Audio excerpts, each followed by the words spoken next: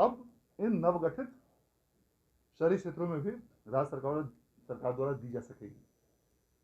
इतना ही नहीं, राज्य सरकार को केंद्र सरकार से जो राजस्व की प्राप्ति होती है ग्राम पंचायतों और नगर निकायों की आबादी और संख्या के अनुसार, उसमें भी अब वृद्धि होगी, क्योंकि शहरी क्षेत्रों में केंद्रीय वित्त आयोग की अनुशंसाओं के आलोक में ग्रामीण क्षेत्रों की तुलना में ज्यादा राशि दी जाती है।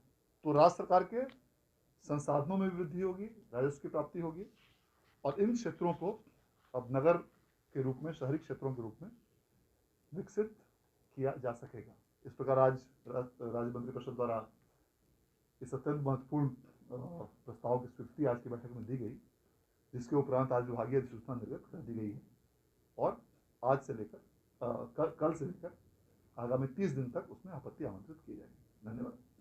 ये बताइए, अब पंचायत चुनाव होने जा रहा है, जो भी आज नए नगर निकायों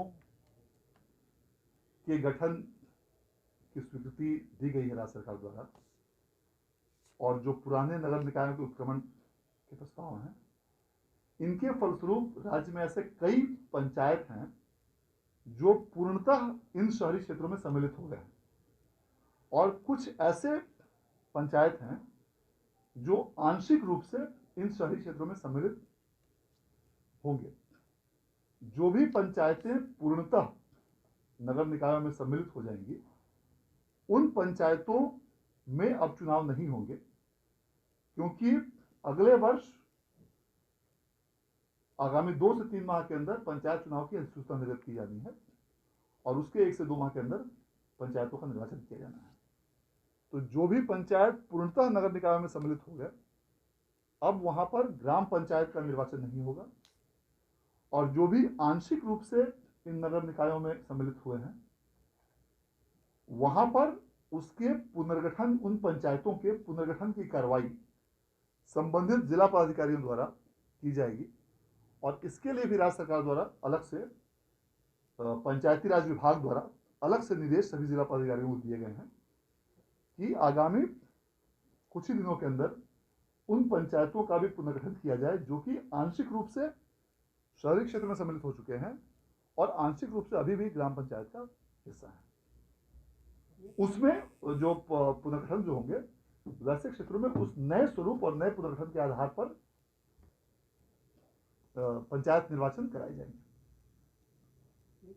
नगर परिषद है सर, उसमें गंडक का इलाका भी आपने नगर परिषद क्षेत्र घोषित कर दिया है। उसके चलते गंडक इलाके की MDR इतना ज़्यादा बढ़ गया है कि जो पानी में डूबा रहता है 6 महीना, उसको भी आपने नगर परिषद बना दिया पूर्व से। हाँ, पहले ही से बना हुआ है। तो जो भी पहले से गठित है उसकी तो आज ये बात नहीं हो रही है, उसके बारे में अलग से समीक्षा की जाएगी, वो तो अलग मामला है। जो भी वैसे नगर क्षेत्र हैं जो पूर्व से नगर परिषद या नगर निगम के रूप में सूचित हैं, उसके संबंध में तो आज कोई निर्णय नहीं लिया गया है। तो डिटेल आई गया। पंचायत कितना उसको है जो पूरा विलय हो गया नगर निकाय में, ऐसी संख्या है? बंटवा जितना भी कुल 103 नए नगर पंचायतों के गठन के प्रस्ताव की स्वीकृति दी गई है।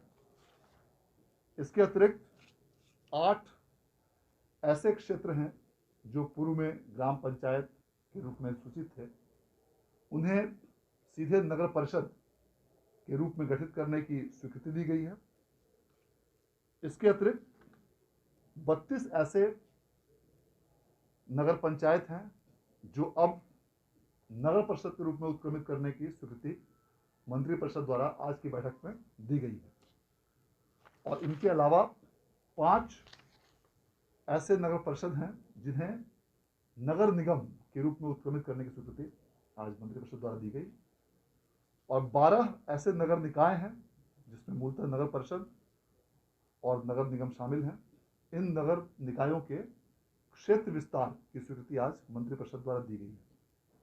इस प्रकार इन सभी नए प्रस्तावों की संख्या को मिलाकर कुल 160 ऐसे प्रस्तावों की स्वीकृति आज राज्य मंत्रिपरिषद द्वारा दी गई, जिसकी आलोक में अधिसूचना विभाग द्वारा निर्गत कर दी गई है।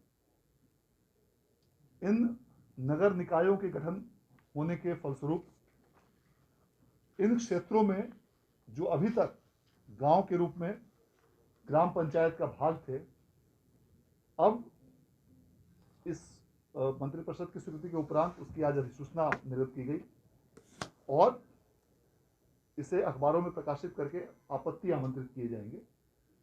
1 माह की समय उसके लिए निर्धारित रहेगी और उस 1 माह के पश्चात उसको अंतिम रूप से अधिसूचित किया जाएगा। इस